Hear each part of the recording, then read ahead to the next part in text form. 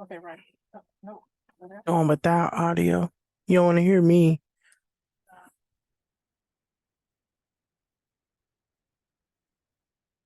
Oh, it's on that. There you go.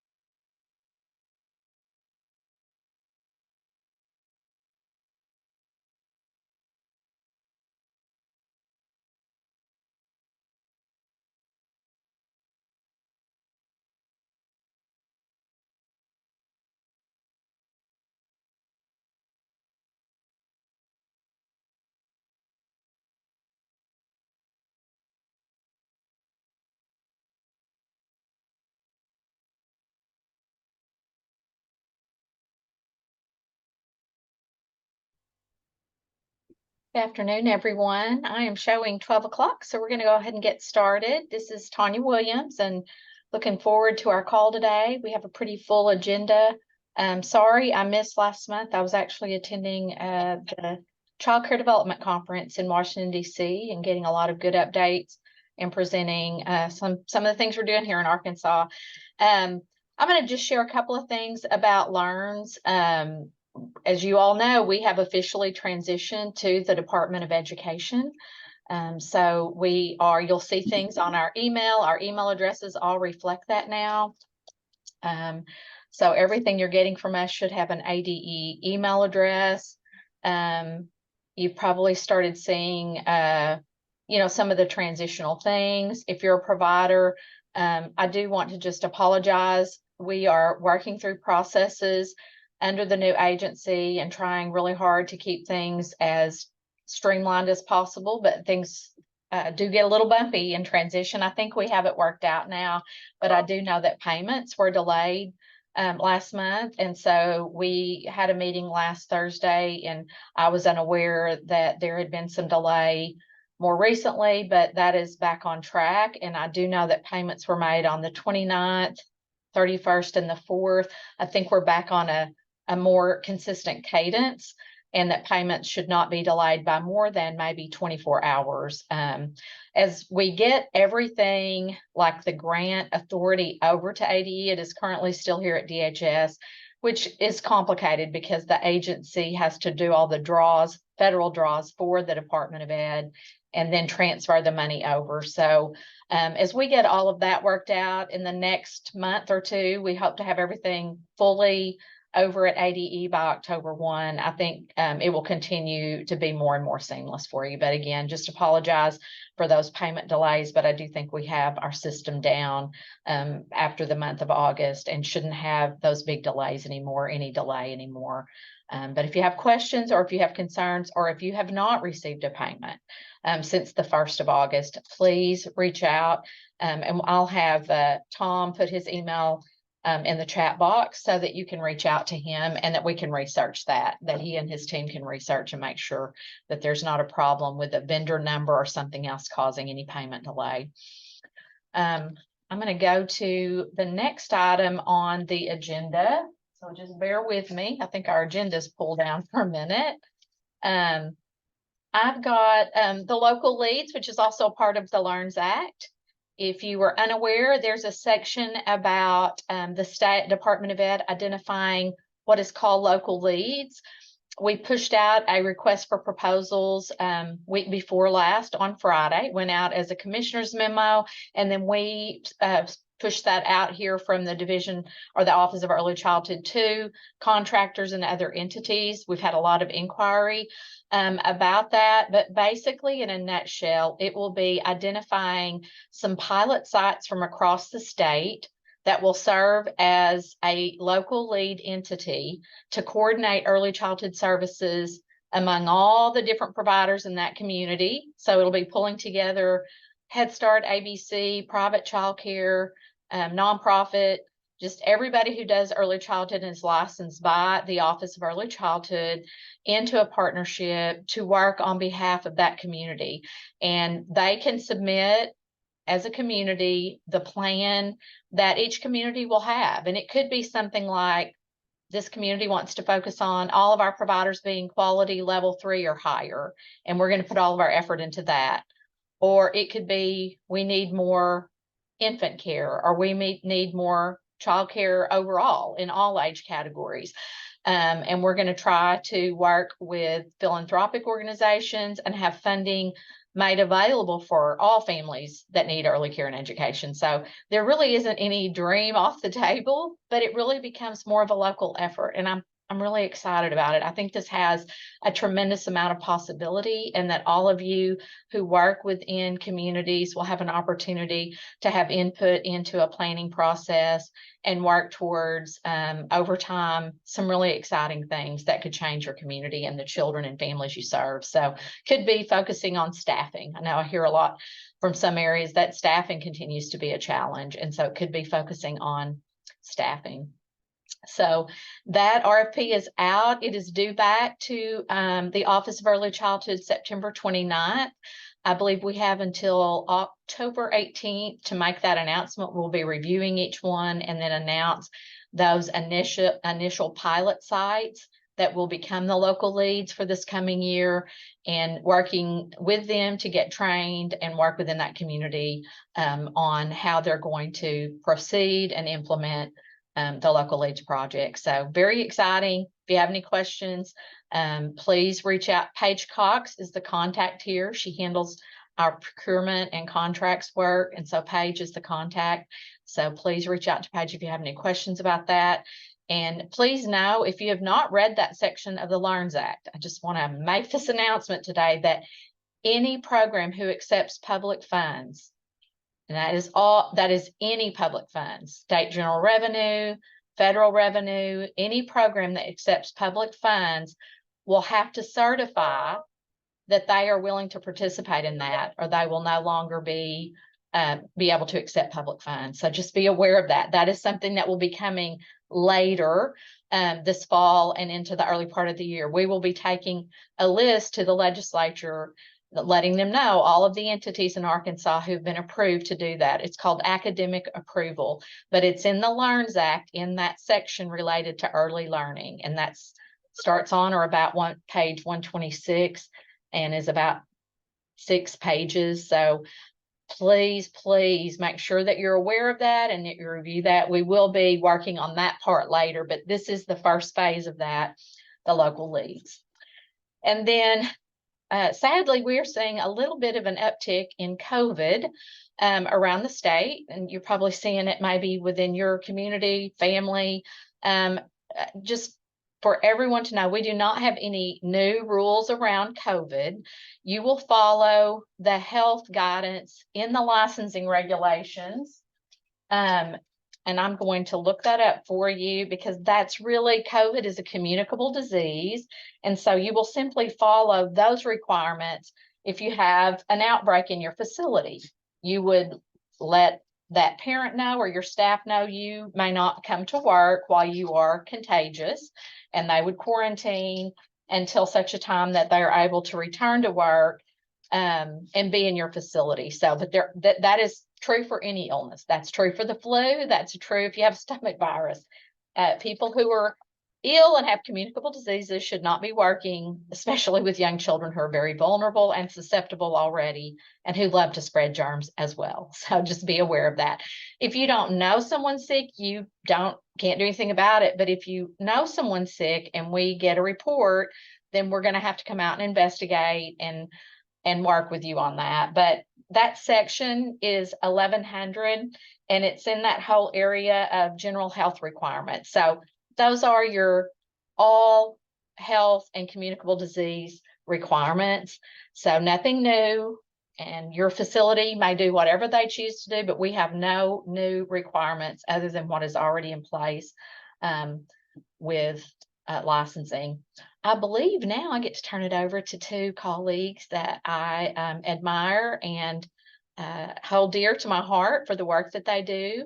So they are part of our behavioral health work here at the Office of Early Childhood, and we've worked with them for, quite a while, the last several years very intensely, but for a very good many years around professional development and trying to improve things for the field, trying to help our providers work with challenging situations. And so Melissa Sutton from A-State and Dr. Nikki Edge from UAMS. I'm going to let you guys talk a little bit about some things that you all are doing and give some updates.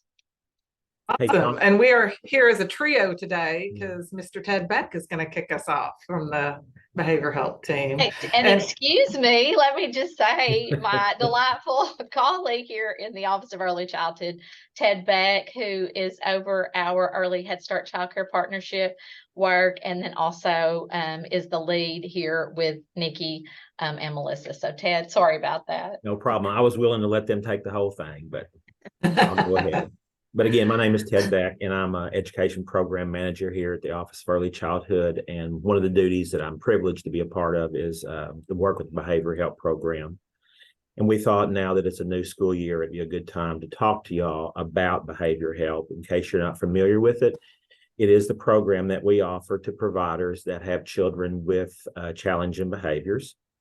It's been in place since 2016, and the idea is to reduce or eliminate suspensions and expulsions in early childhood settings. You all know that we have policies in place that state that children who receive vouchers are not allowed to be suspended or expelled without permission from the Office of Early Childhood. And we also believe that all children, regardless of their funding source, should be treated in the same manner regarding suspensions or expulsions. And for more information about our policies and guidelines, I would encourage you to read your CCDF voucher participation agreement or visit the website. All daycare providers in the state are welcome to utilize behavior help. We do prioritize ABC programs and those centers who accept vouchers, but all providers can make referrals. At this time, we're not providing full behavior help assistance to Head Start or Early Head Start programs or EIDT centers, but we do have some available resources for them if they need help. If you've never made a behavior help referral, it's very simple. Go to the behavior help website. You can see it there, the address for the link. And once you're there, just hit that little orange button that says submit a request and follow the instructions from there. After you make a referral, someone will reach out from our office to conduct the initial interview. Usually it'll either be myself or Nicole Tarkington, who's another member of our team. During the interview, we will ask for information about the child, the behaviors that you're seeing, if there's any trauma in the child's life. We also want to know some of the strategies that your teachers have tried, or if they've had any specific training for behavior or classroom management, such as conscious discipline, something like that. After we conduct the interview, then the case will be assigned to either Arkansas State or UAMS Project Play, depending on the child's behaviors and the level of trauma in their life. And after the case has been assigned, a consultant will contact the center and schedule a time where he or she can meet with the staff and visit the center and observe the classroom. So, as Tanya said, we do have two members of our behavior help team with us today, Dr. Nikki Edge from UAMS and Melissa Sutton from Arkansas State. And they're going to talk to you all a little bit now about the program and the successes that we see. So, Nikki, it's your turn. Yeah. So if you've never made a behavior health referral, you might wonder, well, like, does it work? Do teachers like it? What do they think about it? And so we collect some data that we put into a report each year. Those are available on the website at the Office of Early Childhood, which I'm trying to get used to saying. Don't know if I said it right. But we pulled just a little bit of that data into a few slides to share it with you so that you have some sense of how teachers feel about what they experience and kind of what some of our successes and challenges are. So the good news is that you all are working very hard to avoid suspending children and expelling children. We know how committed you are to serving kids, even kids that have more challenging behaviors. And we're there in it with you, even when you hit those really hard cases. And so the great news is that 98% of the time when cases are referred to behavior health, and we've had thousands now, most of the time we are able to avoid expulsions. Those occur in about 2% of the cases that are referred. Most of the time, children remain in the center. Sometimes, as you can see, about 5% of the time parents decide to withdraw a child. Other times children move or transfer, age out, all the other ways that kids leave childcare. But that's sort of the ultimate good news. Now, some of our behavior health services are aimed more at classroom level strategies that will be effective for all kids, and particularly kids that are struggling. When we're working more around individual needs of children and we have parents' permission, as is the case, for example, with Project Play services, then we gather data from teachers, standardized questionnaires where teachers answer questions about children's emotions and behaviors. And on those surveys, teachers tell us both how frequently behavior problems are happening with an individual child and how much of a problem it is for them. Because sometimes obviously things can happen and we know it's typical, teachers know how to manage it, and it's not really a problem. So we like to assess both. And what we know from our years of data collection is that across the time that behavioral health is providing services, teachers report a significant reduction in disruptive behaviors and in the extent to which those behaviors are a problem for them to manage in the classroom. Fortunately, it's not just the reduction of behavior concerns that we see. We also see gains in children's prosocial behaviors. So their ability to get along with their peers, to be a helpful part of the classroom. And those scores significantly improve according to teachers from the beginning of behavioral health to the end of the behavioral health case. But really what might be most meaningful to you all is to know just what teachers are saying about how it felt to have the services, whether they would recommend the services to a peer. And so you can see kind of a typical quote from teachers that we get on our surveys at the end of behavior health, saying, how coaches help them with techniques, and how it really is a partnership. And a partnership really is that key word. So 94% of teachers are telling us that at the end of behavioral health supports, they feel better equipped to manage the situation related to the child. 92% kind of really speak about that partnership, saying that their knowledge and opinions were respected and valued. Almost 90% say that they would recommend behavioral health to another teacher. 85% of teachers tell us that help came in a reasonable amount of time. And I wanted to pause on that one and just mention that, and Ted might speak to this, sometimes we are slower to be able to offer our services because we're having difficulty connecting back with whoever made that referral. So if you put in a referral, the Division of Child Care or the Office of Early Childhood is going to call you, and they have to complete that interview as the first step. And so sometimes we hear people say, I made a behavioral health referral and nobody came. We can't come until we get that interview done and we learn more and we have your permission to come in, and that case gets assigned. And so we know how busy you all are. Teachers are busy in the classroom, directors are helping out everywhere, but completion of that phone call is oftentimes the barrier to us getting out and being able to provide timely services. So just wanted to mention the importance of that.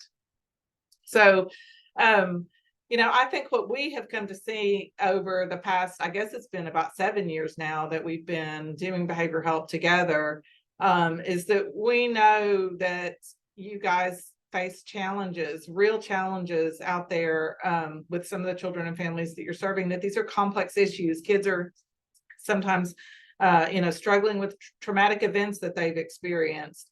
You may be experiencing challenging times with teacher turnover or having teachers that are less trained than sometimes your staff has been. But whatever it is that you're facing, we're here to help and to be a partner to you. And hopefully we've convinced you that that can be helpful. And so Melissa's here to take questions. If you have, questions about the TA side of things, I represent the mental health consultation side of things, and obviously Ted can speak to that interview process and all the things that happen there. So I will stop sharing and happy to answer questions that you have, for as long as Tanya says we have time on the agenda. If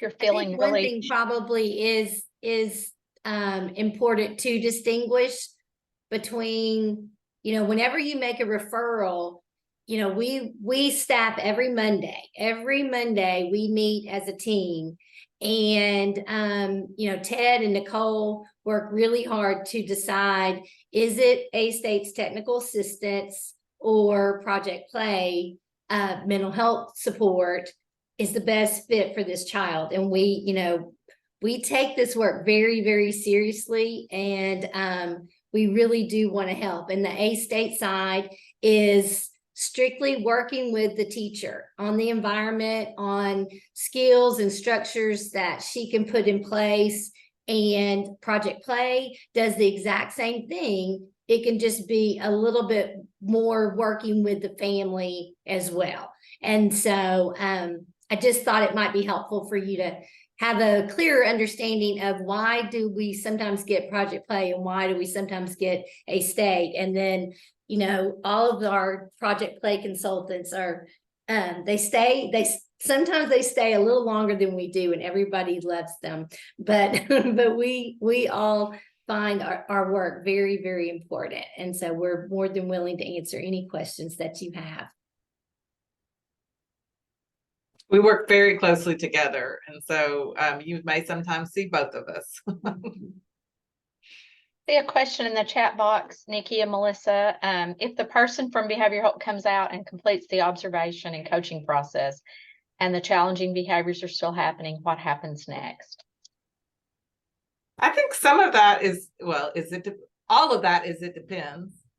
Sometimes, you know, it could be a number of things. Our first question is going to be to what extent the recommendations are being implemented. And so if your coach or your mental health consultant has made some recommendations, then that's going to be kind of the first thing, is how consistently have we been able to implement those? And if we haven't been able to implement those consistently, what can we do about that? Like, were those strategies that weren't feasible? Do we need to shift gears, or what could make those strategies feasible? So typically we're going to kind of keep at it until we're able to kind of implement things consistently and long enough until we start to see kind of those behaviors improve. Melissa, I don't know if you want to add to that. No, I agree. The consistency and the willingness of the adult is key for the work that we do. And we kind of really encourage you to make the behavioral health referral before you're at a highest frustration level that you really want the child to be somewhere else. You know, so we really do encourage you to make the referral sooner than later, so that we can come in and work with a willing adult. But you have to realize that it is the adult that's going to have to do the work in order to support the child. And so I think that we have no magic wand.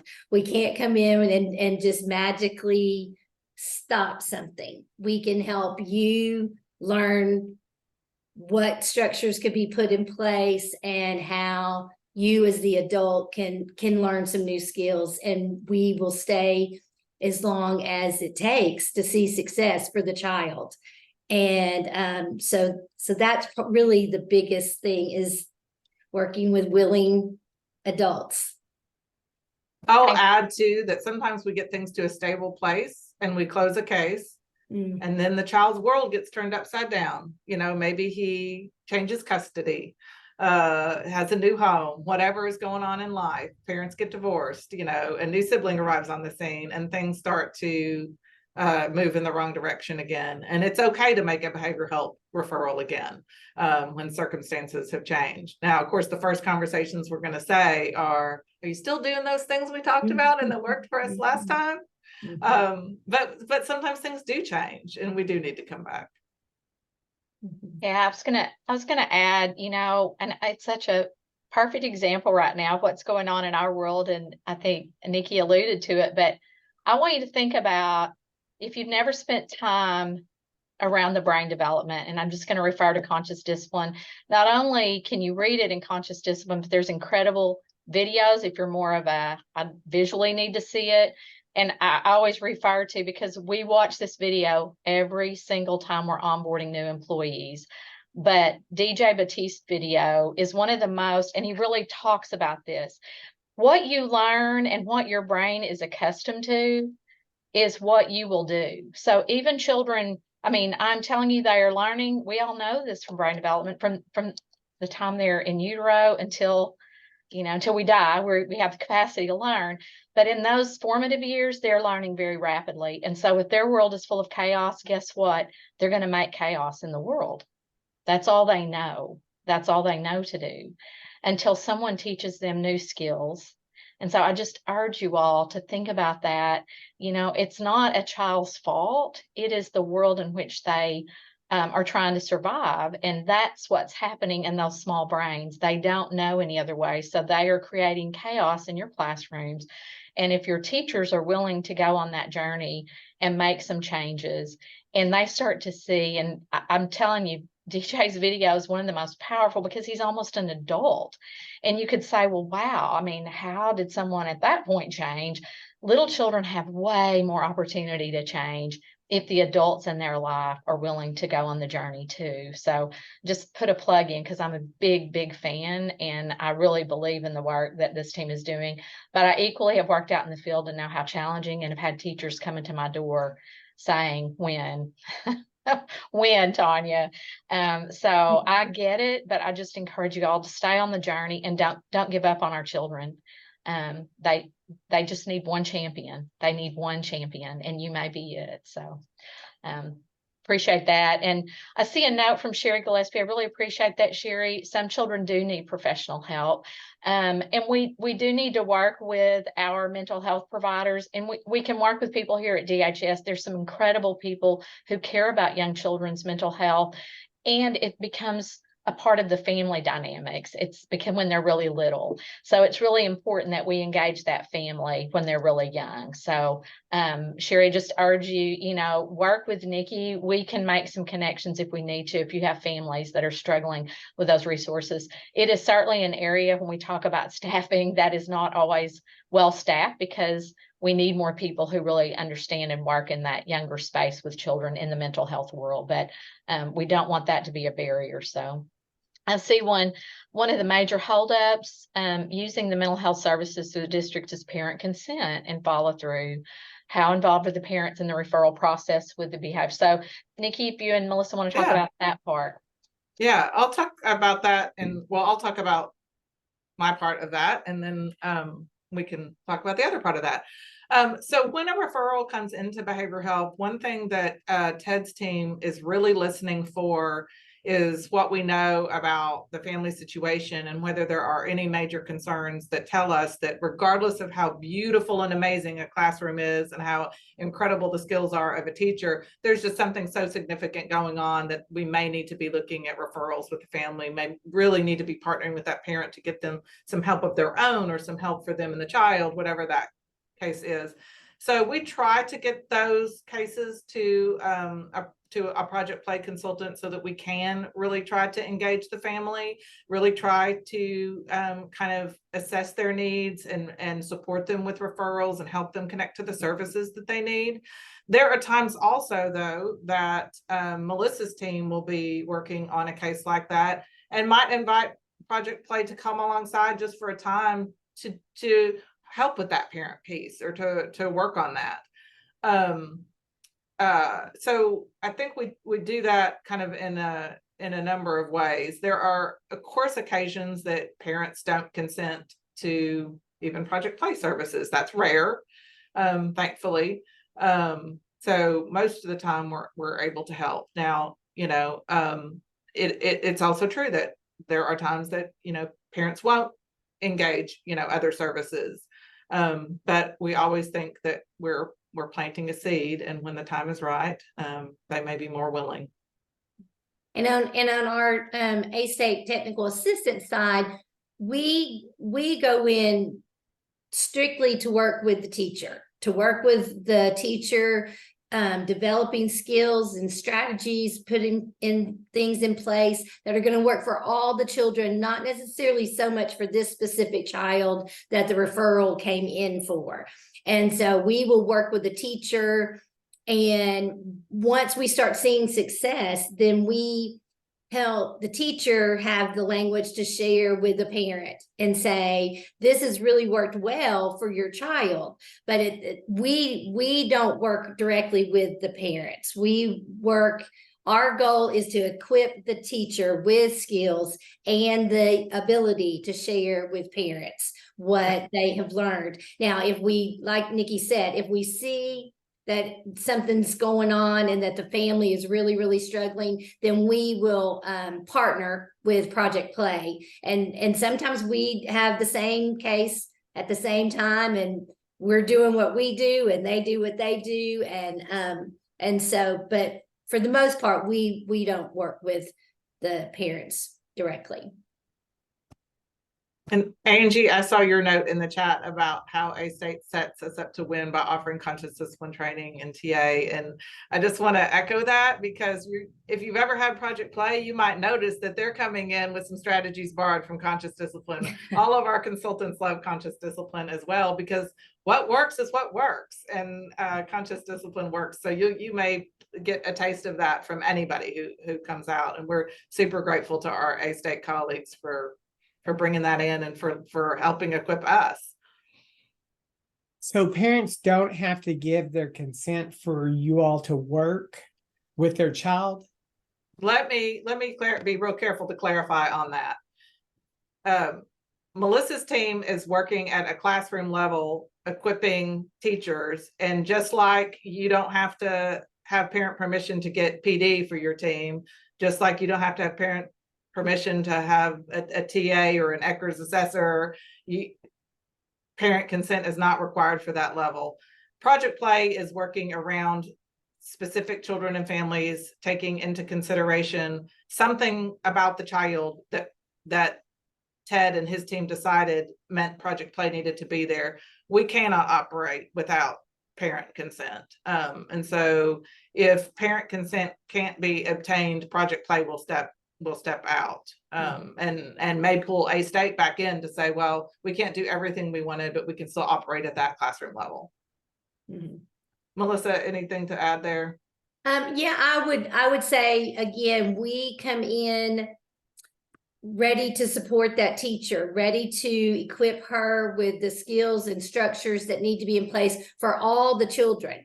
And we may see that this child may need a little bit more of connection, and we will suggest that to the teacher. But you know what? We might be there because of this child, but we might see that another child in the room too. And so we're going to equip the teacher, but that's really who we're working with.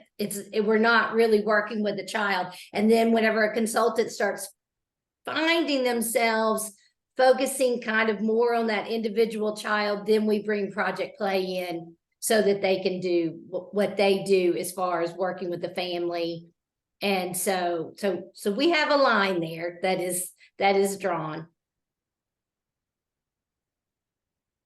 And I'm going to jump in for just a minute, if you don't mind. But when we talk about the difference between A-State, TA, and Project Play, it's that tier 1 level. When A-State goes in, it's the core curriculum in that classroom that needs to be accessible to all children. So when Melissa was talking about not needing parental consent, because that is what's good for all children at that tier 1 core early childhood curriculum level. Then when we start looking at those children aren't responding to those tier 1 just core curriculum pieces, then we kind of up the ante and go to maybe a level 2, a tier 2 Project Play, where that child, when we start being more specific to a child, then they may need additional interventions, which of course would require, parental consent and, understanding of what's going on. And then there's that tier 3 level, which is a little more intense as well. So when you look at this behavior support, when we talk about TA, one of the questions came in is, we can request TA from A-State for a classroom teacher. That's correct.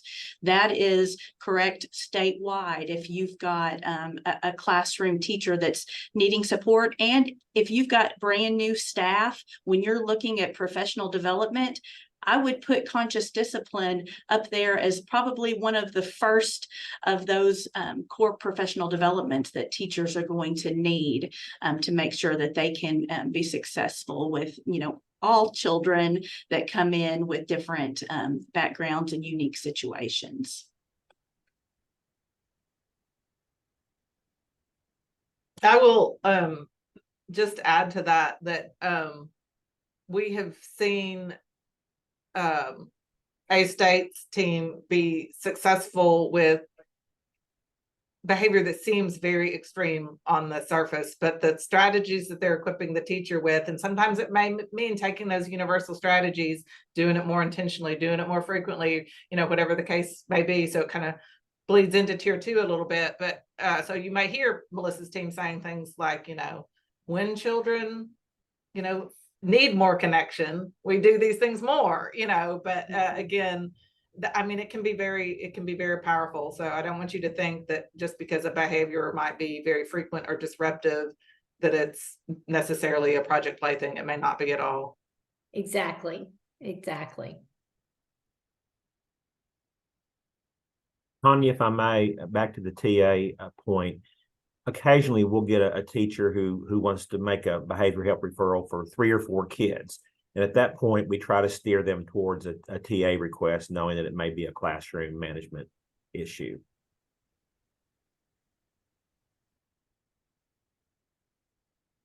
Thanks, Ted, and thanks to all of you. I know we have some other items, and I know we could spend a lot of time on this. We can certainly have this team come back later in the year as we get things underway. It's always not necessarily exciting to see all the referrals coming in. I always get a little worried about it, but it is good to hear from them. It's also good to hear, like, what are some of the things happening? Because it might help all of us if we're able to hear the reports on a quarterly basis about what's happening with referrals.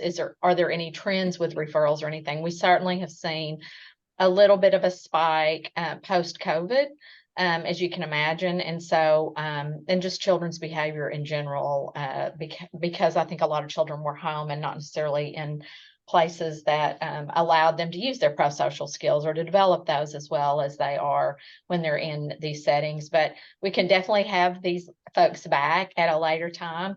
I want to go ahead and move on to, and I know there's a question in the chat box that we're going to get to that question, Tiffany, so just hold on to that thought.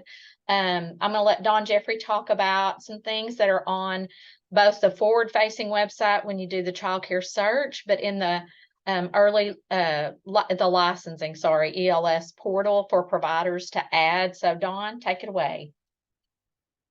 Good afternoon. So I actually have ELS pulled up and I was looking at it just to make sure, but as providers, you are able to put in your classroom. So we can see like the capacity you have, but you can put enrollment in. So if I'm a parent and I'm looking in whatever county, I can see, oh, they have an opening or they don't have an opening. And that's something you're able to put in as a provider. And you're also able to put in the curriculum.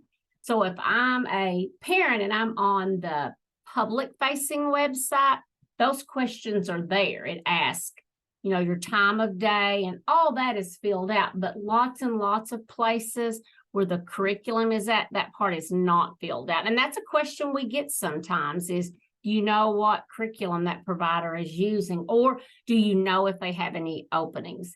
And so you're able to put that in there under your, it says number enrolled, and you're able to put that. So if I'm a parent, when I go to the public facing, I can see that and I would know, you have openings or you do not have openings.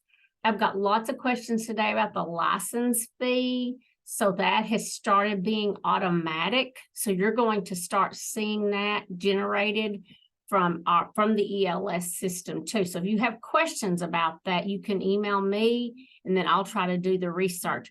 I think it's about a day behind because we had some providers pay at the very end of August and those letters went out today, but they had paid. So I think it must be about a day behind. So if you're getting those notices, that may be the problem with that. But we would love to see everybody put your curriculum in, and we would love to see everybody put the number of kids you have.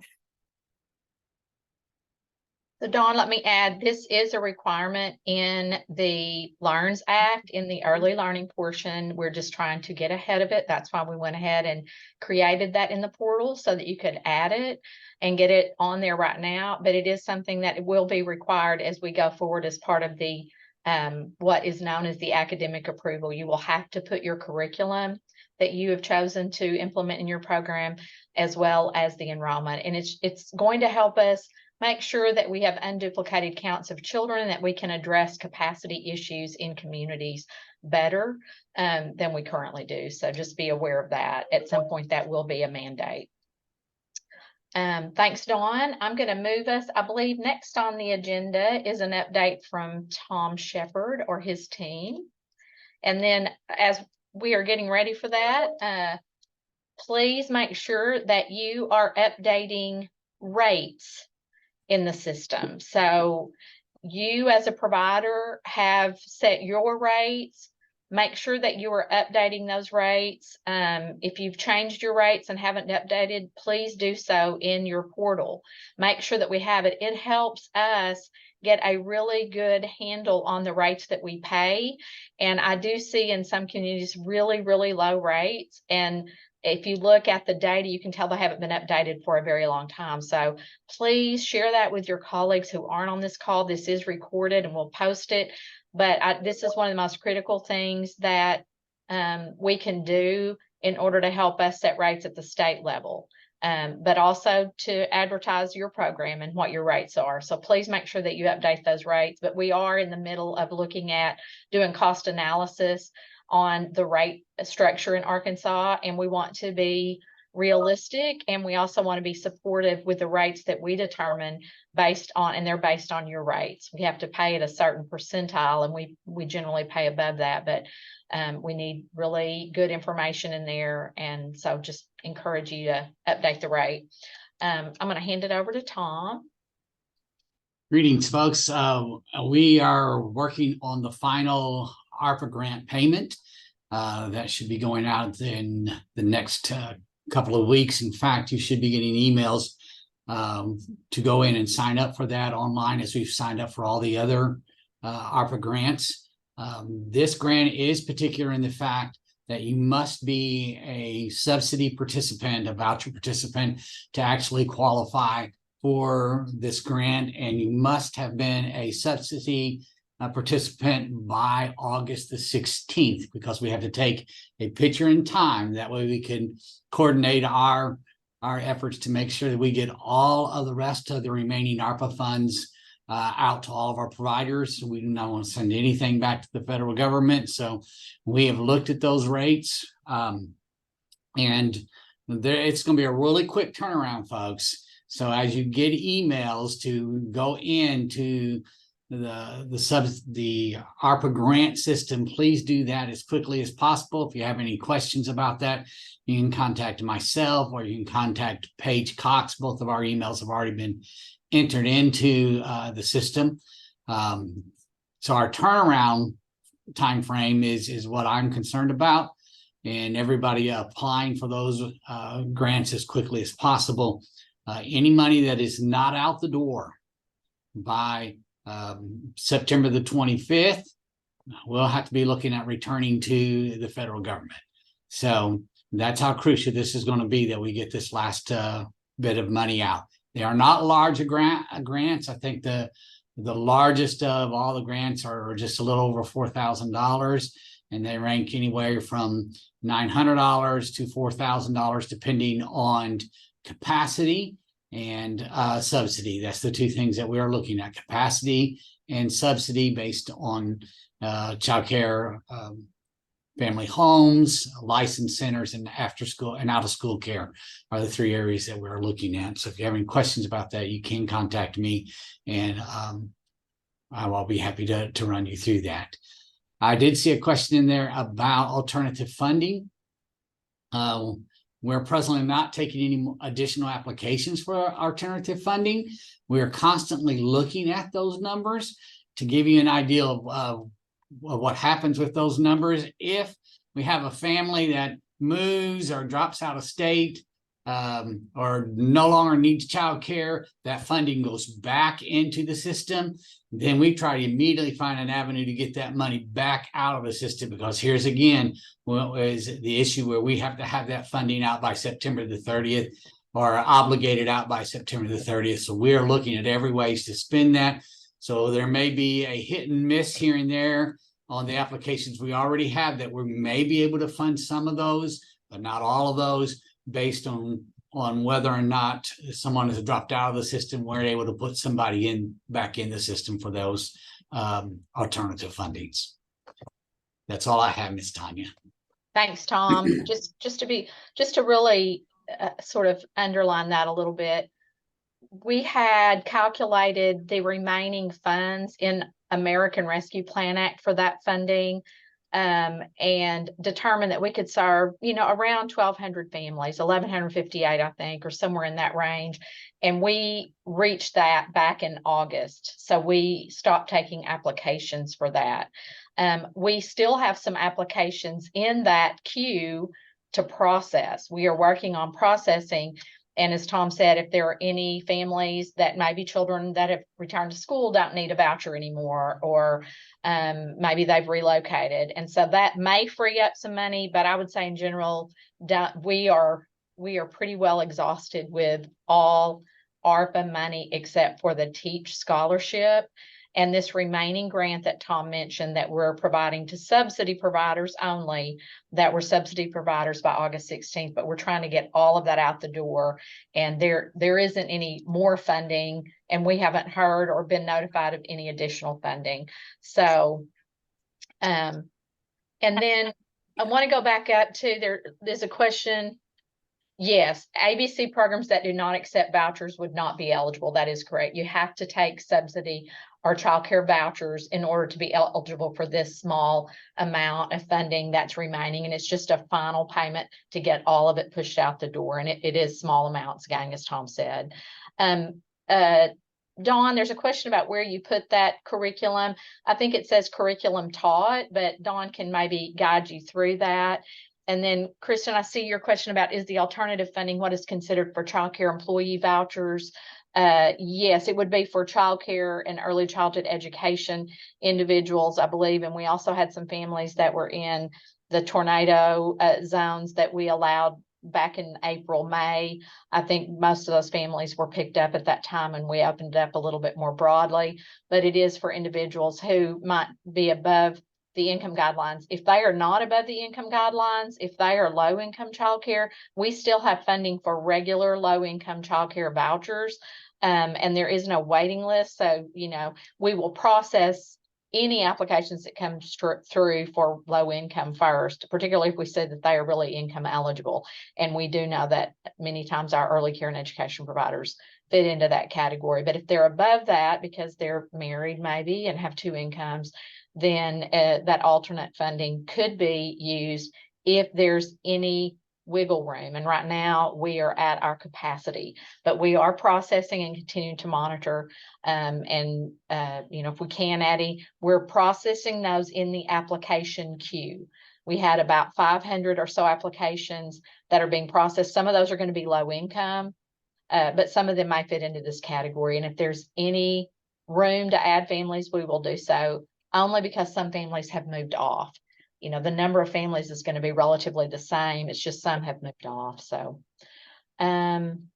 is there a deadline for teachers to submit an application for Teach? You can submit an application to Teach if you're trying to get in for this semester. Obviously, this semester has started, and I'm pretty sure that timeline is over. But you'd be applying probably for the spring semester. But I would say apply. There's funding for the Teach scholarships through next year. That funding has a longer shelf life. And so I would reach out to the Arkansas Early Childhood Association and Paul Lazenby. If Paul, somebody's already put it in there. Paul's email address is in the box. Thanks, Kelly. But there is definitely funding there. I know we've gone from 50 educators back in the early years when we only had 500,000 to 500 childcare, early childhood teachers this fall, which is really, really exciting. So I'm seeing a question under the Learn Act. Will our certified teachers get the $50,000? There is no funding that has been provided to the Office of Early Childhood for teachers who are certified. If the school district included those individuals, you would have to work with your local school district. But if you're not associated with the school district, it's likely those individuals would not qualify. So, but if you're with the school district, you might contact your principal or superintendent to see how they handled their plan for the Learns Act and the teachers who are certified receiving the 50,000. And then, okay. So Tiffany, if they are above the income limits, it is likely they will not get served. There isn't any funding to serve those families unless families that are currently on jump off, and it is really through next September. And I say it will be exhausted before then. So my apologies. It is a limited pool of money, and it was one time in nature only. So if you have someone and they've already submitted their application and we do see people moving, then we can add them. But if there's somebody that is brand new and has never applied, I would not encourage them to apply. It would be very disappointing for them if they already know they're over the income. The income guidelines are out on our website, so you can look at that. If somebody could put those in the box, that way folks can access them easily. And Gina, thank you for putting the early childhood teach data in there. And the email, Tom, that you were talking about with the providers that are taking voucher are currently CCDF participants? Next week. Okay. So next week, we have to have those payments out, as Tom said, by September 25th to make the September 30th deadline for the federal government. So we are going to be working real fast and furious to make that happen. And then Dawn, if you could put your information in the box. I think somebody's having difficulty adding their curriculum. We want to make sure we help you with that. That is a new feature, and so it could be a little bit of a challenge for folks. The first program we discussed is probably Tom's final payment for American Rescue, but I'm not sure, Kristen, if that's what you're asking about. Oh, sorry. Yes, it's called the local leads in the Learns Act. There's a whole section about local leads and unified early childhood, and so it is really around an entity similar to our Child Care Aware, maybe our education service cooperatives, or another nonprofit that has an interest in early childhood within a community who wants to serve as a local lead to pull all the early childhood programs together and work on a plan for that community. That's what that pilot is going to be about. It is in the Learns Act as a statewide effort after next year. So this year will be a pilot, and next year we will be moving beyond the pilot into a more statewide effort and expanding it. And T Long, Dawn has added her email address for you to help with. I did leave just as a reminder, and I really appreciate everyone who transports really being very cautious. This has been a brutally hot summer. We kept that slide up. I don't expect it's going to change significantly, even though it's starting to cool down a little bit in the next month or two. So please be diligent if you're transporting children to follow those safety regulations, as it has been brutal and it's much hotter inside a vehicle, even when it starts cooling down. So I could see even through October, we want to make sure children aren't left inside a vehicle to overheat. So just make sure. I appreciate everyone's diligence on that. I was really worried this summer, and I've just harped on it. I think every call I've been on since about March or April, and probably we'll be talking about it next month again. Hopefully soon we'll start to see some cooler temps and we won't have to worry about that quite as much, although you want to be diligent about making sure children are not left on anyway. Income guidelines are, if you're talking about income guidelines for child care development, those are federal. And so I'm not seeing any movement by Congress to change that. It is 60 to 85% of state median income for all states. Other states have different income guidelines because their state may be more affluential. And so theirs may look different than Arkansas's, but those income guidelines for child care development are driven by the federal requirements put out by the Office of Child Care. And we did not, when I was at the STAM meeting in DC last month, someone asked that question, and there is no effort by the Office of Child Care nor Congress at this time to change those. So be aware of that. Sorry to share that information that way, but it's just the way we are just following their guidelines to be able to access that money. Brandy's letting you know, the feds do update based on, it's based on federal poverty. So there is an update, but it's still the 60 to 85%, but it's updated to the current guidelines for federal poverty for that period. So every 2 years, the next time will be, as she said, October of 24. Angela, that's a great question. I talked about payments, and that was my last item. I talked about it earlier. I don't believe we should be expecting 14-day delays like we have in the previous weeks in August. That was just some of the transition bumpiness. And currently, DHS is the authority, the assigned entity for the Child Care Development Block Grant. So they're having to do the federal draw and then work with the Department of Ed and transfer. It's a lot of details that I hate for you all to have to get caught up in, but it is just a process. But we met last week, and I was unaware there was any payments that had not been made until Friday. And I think we got things moving along, and payments were made on the 29th, the 31st, and the 4th. I think we're on a cadence now that you shouldn't see more than a day. You may not see that delay. You should start seeing your payments come through. I believe a payment was processing out this morning for probably Friday, or anything that was billed over the weekend. So you should start to see a little more seamlessness in that. And then by October 1, we expect to have the authority transferred to the Department of Ed. And I don't expect there to be any delay. It will probably be more like it was before. But please be aware that we were advised to put up that timeline. That is the state ACES processing timeline, and they have the right to process on that schedule. I think we have traditionally not experienced that, but we were asked to put that up as that's their processing time. And they do have up to 14 days to make payments for the state. So that's why we put that up last 2 weeks ago, is just to remind everybody, this is what the processing time for the state. We do not have the money here. Please know that. It's not at DHS. It's not even at the Department of Ed. It goes into an account that we access whenever you bill. And so we really don't have any authority over it. We just access it through the billing process for you all. But I expect it will be a little more seamless and a bit more like what you have expected over the last couple of years.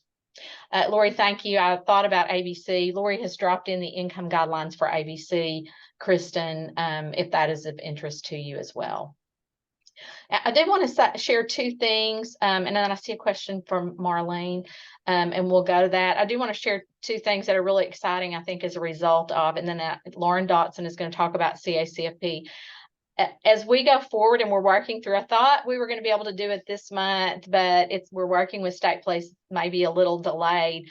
But as we go forward in time, for individuals who work in a school district pre-K program, at some point, hopefully by October 1, you will not have to do 2 background checks. You will do 1. So that's a really exciting LEARNS Act, I think, item that we've been working on for years that we've been able to get moving.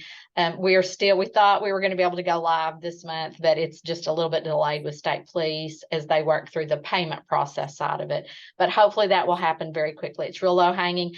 And then we are also working with the Department of Ed and their IT folks on one application for CCDF and ABC. And so I'm really looking forward. I know that will help programs that are trying to serve children in the summer, and families will not have to fill out 2 applications. So just stand by. Hopefully we'll have that in place. Not necessarily for this year, but hopefully by next year we'll have one centralized application for families to use. Lauren, I'm going to hand it over to you because I've detained for too long. So. Oh, you are all good. Good afternoon, everyone. My name is Lauren Dotson. I'm the training project manager here with the Health and Nutrition Unit. And I have the opportunity this afternoon here just for a couple of minutes to give you guys some updates on the CACFP program. So CACFP is, of course, one of our child nutrition food programs. Some of you guys as providers use us. Some of you may not, but that is okay. With CACFP, we did want to just gently remind people that we are in what we call our application season.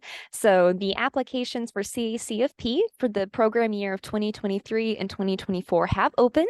They opened August 1st. I did want to say a big thank you to those of you that have already started your application. Many organizations have already submitted and turned them them in.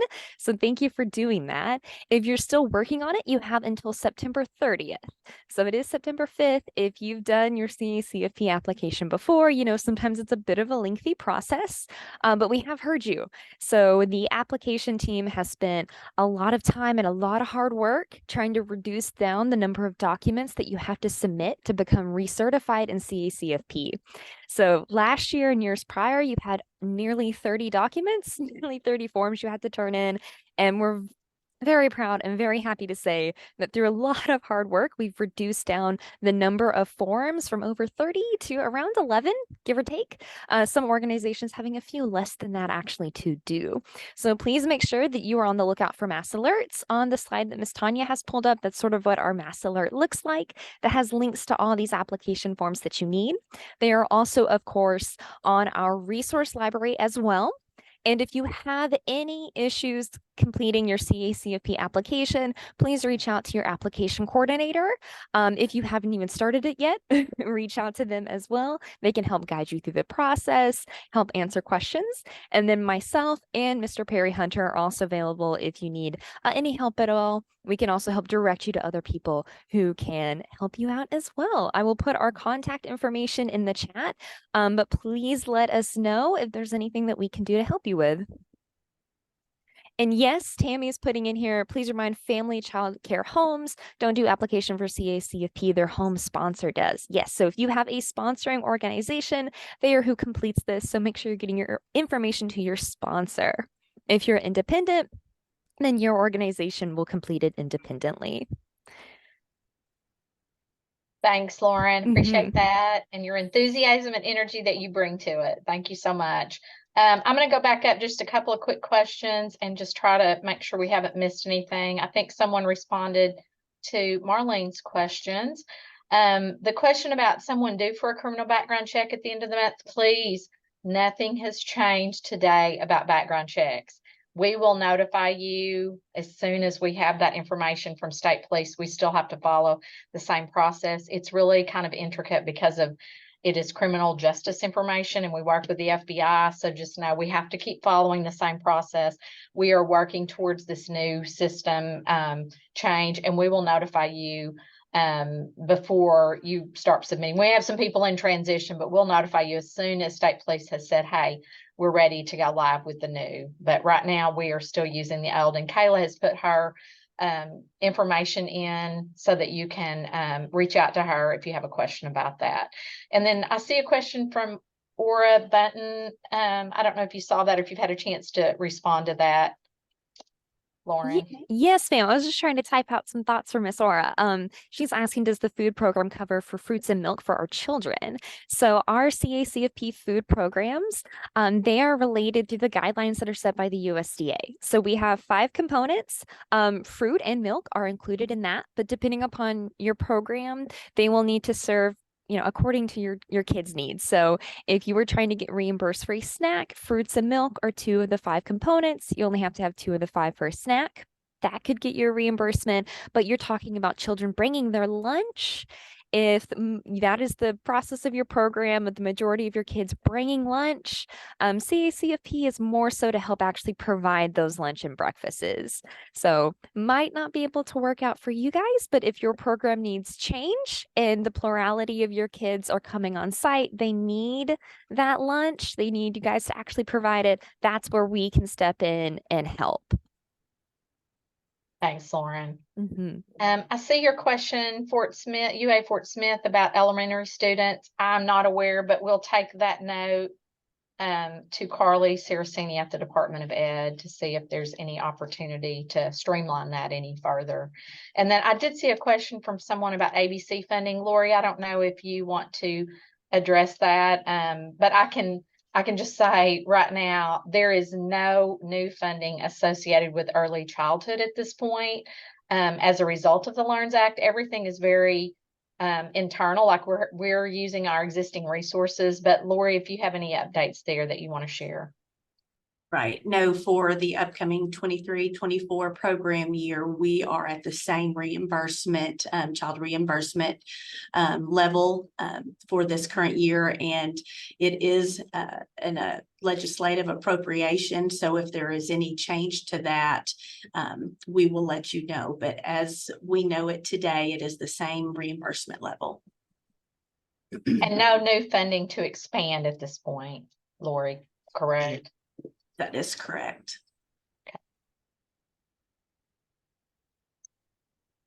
Okay, and Tom is letting folks know that the email list for the grant that he discussed, that final payment from American Rescue Plan Act to voucher providers or providers who are currently active with the participant agreement, will come from the licensing system based on their voucher participation. So if you have had any change in email address, now would be a good time to check that and update it in the system. All right, we've gone a little bit over, but a great meeting. Appreciate everything that you all are doing. We will be meeting, I think our next meeting, I don't know if that's on the slide, October 3rd at 12 p.m. And we will get the recording up on the website probably within the next few days. Appreciate everybody. Be safe and stay tuned for the next call.